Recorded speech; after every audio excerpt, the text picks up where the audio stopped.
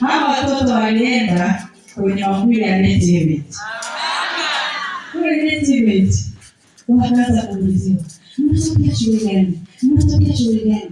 Wale wamezoea wakiwaona hivi watoto wanajua ni shule. Hili ni kanisa. Wapanda mjini. Hata kanisa lako linaweza kufanya hivi. Ni walimu, wazazi, viongozi wa kanisa, wazee wa kanisa kufanya ushirikiano. Mwalimu peke yake hawezi, mzee wa kanisa peke yake hawezi, mpaka mwalimu wa nyumbani aonyeshe ushirikiano. Hao watoto walienda Net Event ya watoto Ukonga. Amina. Walishangaza kutoka huku mpaka Ukonga. Ninawashukuru na nawapongeza sana wazazi. Wana akili sawa sawa. Amina. Maana wanachowekeza kwa watoto hao hakika watoto. Juzi Njombe wabaki wameshangaza watu.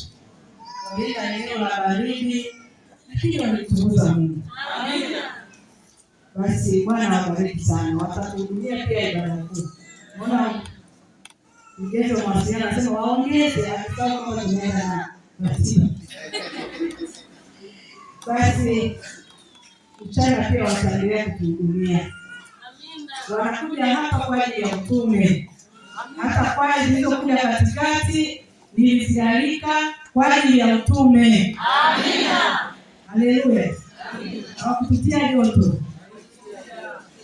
au walitunyang'anya nafasi zetu. Bwana awabariki. Sasa kongamano zetu za idara huduma za wanawake, kila tunapofanya lazima tuweke alama. Tuweke nini? Alama. Tulipoenda kongamano la Mtwara, tulitoa fedha, tulienda kuona wenye mahitaji shule ya wenye mahitaji maalum, tulitoa pale sadaka, vifaa mbalimbali, lakini tulienda kujenga kanisa moja huko Mtwara, ambapo wenyeji walikuwa wanafanya uinjilisti, wanajenga kanisa, lilikuwa linafanya nini? Wanapokuelekea kanisa lilikuwa linafanya nini? Lilikuwa linaanguka. Linaanguka maana kule Ukristo haupo. Lakini wanawake tulienda kuwezesha ile kanisa na linaendelea. Tulienda Dodoma mwaka jana, tulienda kuona magereza ya pale Dodoma, tulipeleka vitu vingi. TV, tulipeleka magodoro, mablanketi, hadi yale majora na sare zao za wale walioko pale mafunzoni. Walioko kule magereza wako mafunzoni, wala sio wafungwa. Halo? Yes. Kwa hivyo na sisi tulipokuwa pale Tunduma, mabinti walienda kubariki hospitali ya pale Tunduma.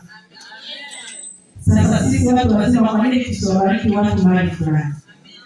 Kwa hiyo wakati huu tutatoa sadaka kwa ajili ya uinjilisti. Iwe tabia yetu hata huko nyumbani, lakini makanisani. Kwa hivyo hii shule ni ya serikali, ina watoto wengi sana.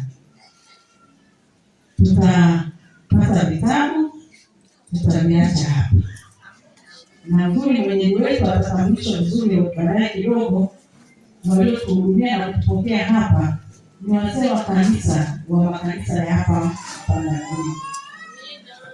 Wameonyesha ushirikiano wa ajabu. Kwa hiyo watafanya uinjilisti hapa, maana wana watoto wengi. Kwa hiyo toa fedha yako kwa ajili ya roho fulani. Tunaelewana? Kitabu cha Mathayo 28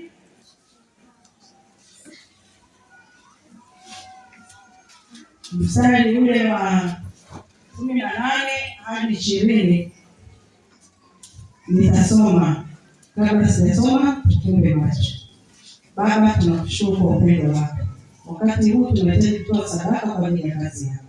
Mguse kila mmoja wetu atoe kadri alivyobarikiwa, maana ni hakika ambayo umetupatia kufanya kazi. Kwa jina la Yesu, amen.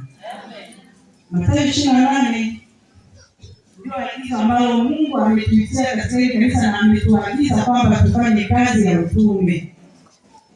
Kila mmoja aliyeingia katika kanisa hili anapaswa kufanya kazi ya uinjilisti.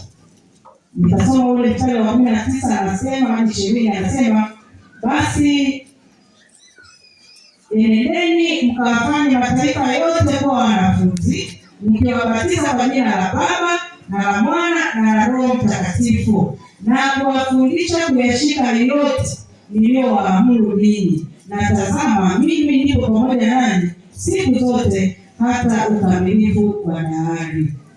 Ni agizo la Yesu kwamba twende tukapeleke Injili. Na ninawashukuru wale waliokuja na wageni, nao watapata hizo zawadi. Na muda sio mrefu wanaenda kuzaliwa upya. Kwa hivyo tukikusanya hizi sadaka, wachungaji watakuja kuwaapisha, halafu baada ya ibada wataenda kumpokea Yesu kwa njia ya ubatizo wa maji mengi.